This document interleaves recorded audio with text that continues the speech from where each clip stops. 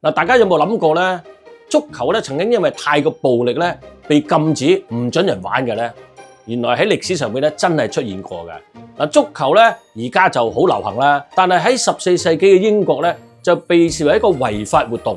我諗大家估唔到啊！當時嘅國王愛德華三世頒布咗禁令啊，咁因為佢話咧足球咧就令到啲士兵啊分心喎，唔去練習射箭。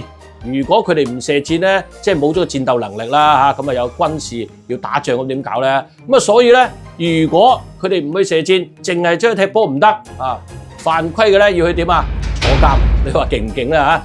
不過咁啊，即係唔止係英國啦，喺歷史上面咧，歐洲好多嘅地方都因為足球咧可能係太暴力啊，同埋影響治安咧而禁止嘅。咁你知近年嚟咧喺全世界好多瘋狂球迷咧都搞好多亂子噶嘛。咁好彩而家大家嘅容忍度咧都比較高啲。球迷有球迷亂，咪罰佢咯，就唔會話禁止呢個比賽啊嘛，係咪先？咁足球嘅歷史原來都咁刺激嘅喎。